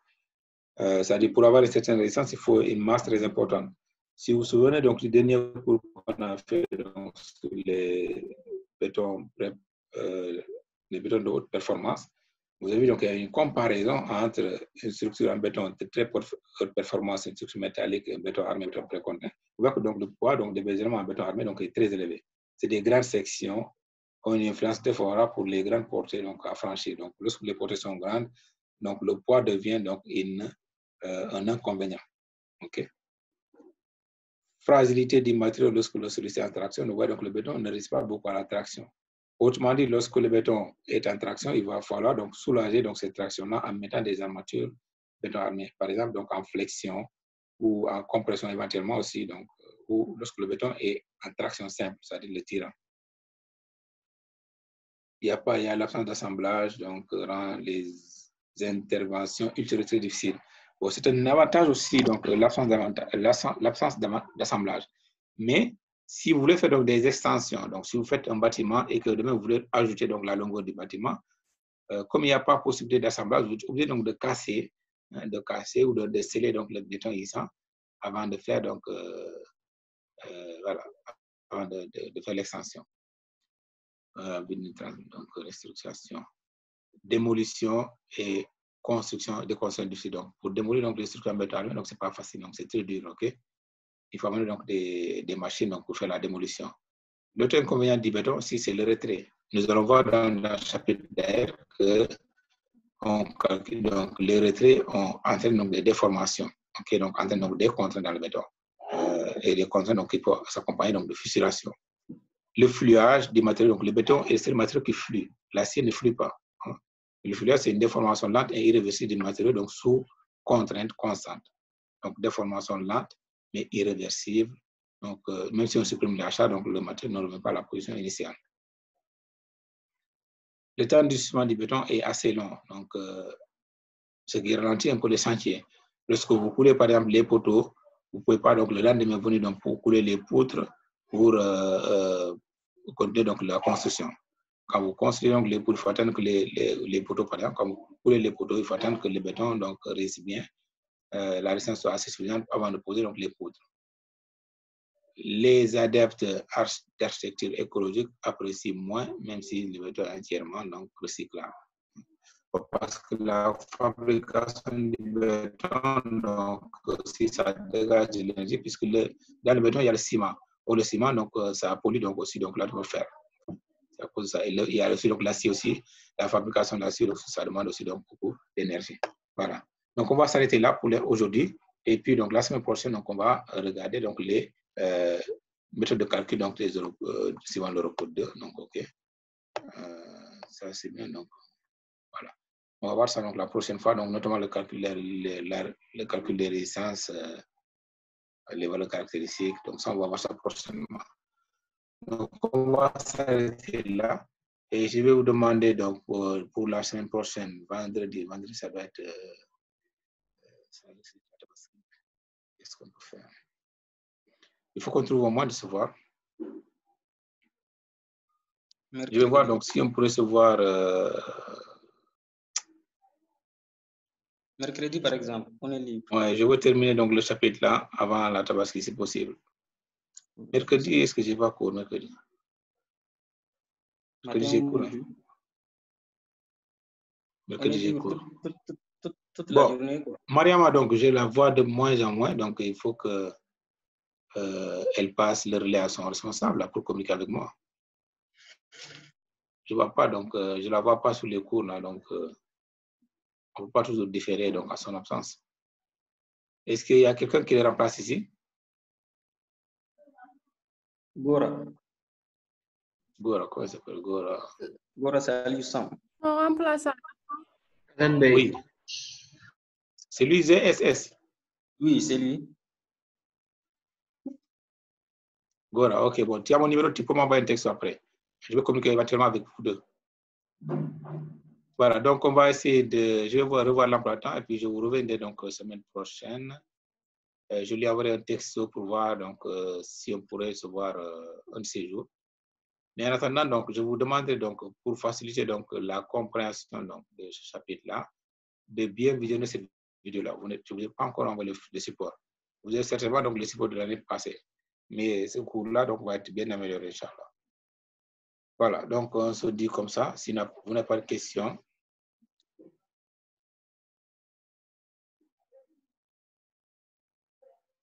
Il n'y a pas de questions, on peut arrêter? Ok, donc Gora, donc on arrête.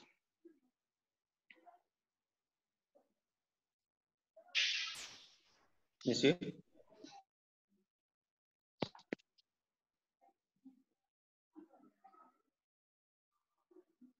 Je peux arrêter, je peux couper maintenant? Monsieur? Oui, qui parle? C'était moi.